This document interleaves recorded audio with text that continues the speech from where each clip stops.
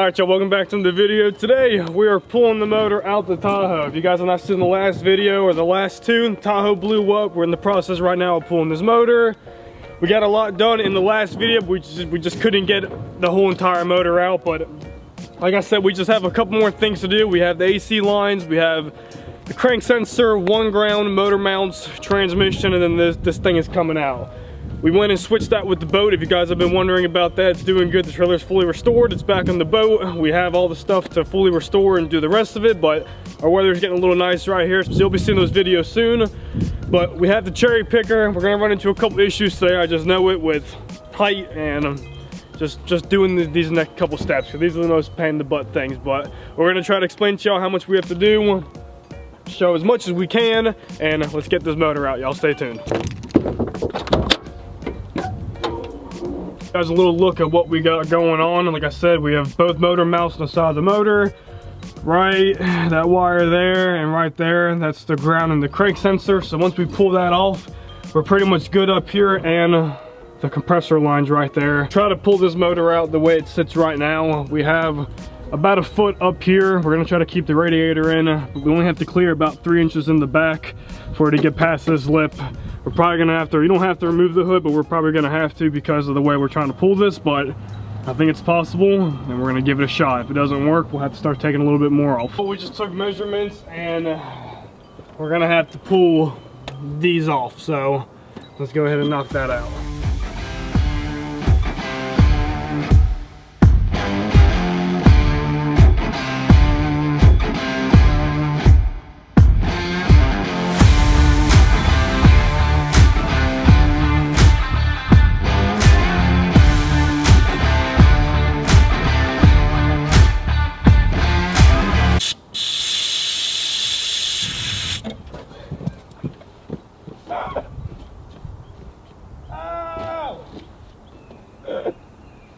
Oh my God, it's burning so bad. Ow, Austin, it's your turn. I'm not doing that shit again. All right guys, this is what we're looking at. We got the AC compressor lines unhooked. That was a pain in the butt. There's a couple wires behind the block that we can't see, of course, so once we actually start getting some play in the motor, we'll try to see what's behind there, but it looks like we're looking pretty good. We think we might be able to turn the motor to clear it. Like I said, we took the thermostat off, but we left the other system over here because we have to go rent the tool, and we're not gonna do that right now. We're just trying to get this freaking thing out. So not gonna film us pulling the transmission. It's just a pain in the ass, and we don't have a lot of room down there, and that's the biggest pain in the butt. But you got a lot of bolts. It is what it is, and you really can't see them. You gotta use extensions. It's a pain in the butt. So once we get that situated, all we'll have left is the motor mounts, and then from there, y'all, we should be hooking this motor up and seeing what's gonna give and what's not. So see you guys then when we get there.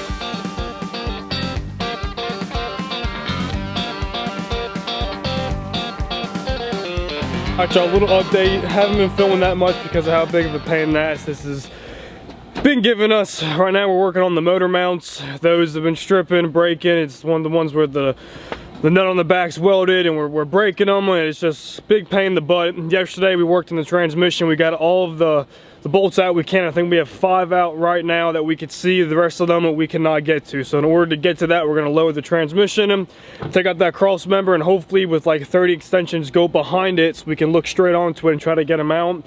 Once that is all out, that's why we're working the motor mounts too, and this motor should be able to get pulled out. We got everything set up behind us. We got help from Nick and his buddy Josh, so Austin's here too. We're getting it done. It's just a big pain in the butt, and I don't want to bore you guys. So once this motor is hooked up, I gotta show you this too. Y'all can see I bought the mount right there. I know no debris is supposed to go into this motor. We'll figure it out. It's just been that much of a pain in the butt. I bought that mount so we can hook the chain right to it. I like how it's a little bit lower inside the hedge too, so hopefully with height we'll be okay. Now, in the process of taking that plate off, I looked down and I saw there was a piece of metal laying right in there, and I think I got the bag right here. It's from the camshaft. I don't know what it's from, but it could have been there for a long time. I really don't even know. Don't know what it is, but that piece of metal right there was just laying inside of there, and it's not supposed to be, so figure it out. Yeah, it is. But y'all, another freaking day of defeat out here since 10 o'clock. Everything's off. We got all the bolts out the transmission, the flywheel.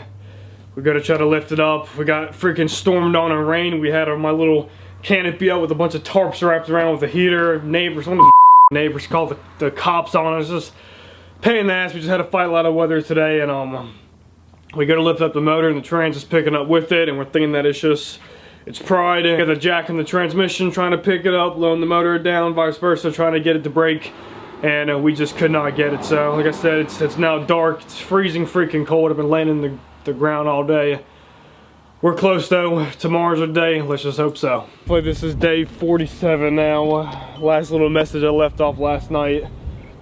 We could not get the motor out. Hopefully today is the day.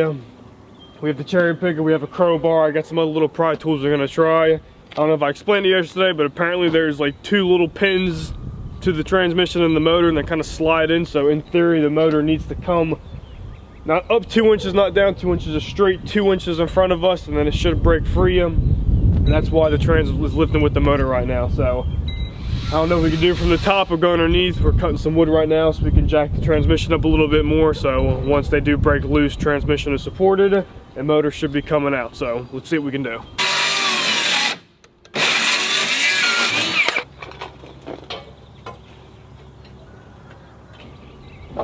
I just did it. Bingo. Are you shitting me? That's good. Gotta show y'all, we got one side free, but it was, this side came out too much and this side was still in the trans, but it just broke free. So motor is out. It's a little lopsided there, pal. Yeah, we'll probably just sit it back down and move this. That plate's too far back, but we can maybe move to this front hook. Yeah. Maybe be enough. We might have to sit it down and take that plate off, move it bolt holes closer. All right, well, we gotta adjust the motor, like I said too. Hopefully it can come out straight up, but it might have to go sideways. We were not really sure. We have to just figure out. So throw you guys back on the tripod. All right, let's try again. Or I think the plate's still too far back a little bit. Well, we'll be all right. All right, you can pull.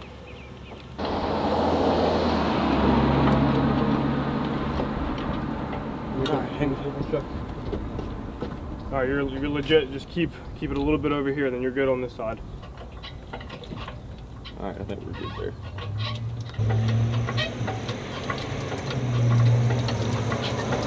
Hang on there. Okay. Yeah, Good? I think so, yeah. What's that? Oh shit. Keep going. You're good. Shift it forward. How's it in the front? You can't really go any forward anymore, but just keep going up.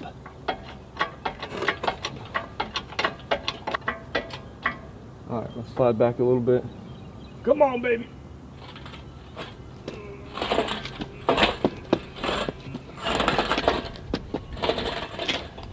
Hang on right there. Told you, dude, piece of cake. Pizzicate my ass. That is a sight to see right there. She is freaking out, guys. It's pain in the butt, but honestly, once we broke it from the trans, it wasn't that bad. Now just looking in here, there's so many freaking things we have to reconnect. I know we broke, let me zoom in, that line right there, and they're a pain in the ass to freaking find. But for all I know right now, it's all we broke while pulling this, so I think that's a success. Motor by itself, I mean, she looks freaking rough. I told y'all we picked up that metal piece in here yesterday. But y'all could see right here, the only thing I'm gonna be using off of this motor once we clean it up and see what kind of condition it's in is the valve covers, possibly the oil pan, I know the manifolds, and like cool packs and all the other stuff, the intake, but I mean, we're not using much off this motor. What you see right here is gonna get put on the shelf little by little, cleaned up, and then hopefully the next build I have in mind, she'll be going in there.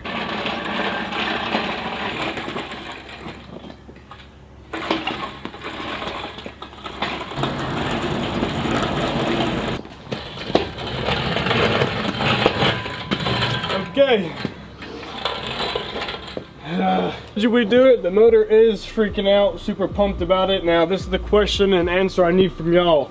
We have a whole video right here of actually taking this motor apart and actually trying to figure out what we're going to do with it. I have an idea, but for right now I'm going to take off the exhaust manifolds, probably the cool packs, all of that, but I'm going to stop right there because if you guys want to see the rest of us actually diving into this motor, trying to figure out what went wrong, what we can use from it, we can do it. So leave a comment down below. I really appreciate it, guys. Till next time, Linton Bass TV.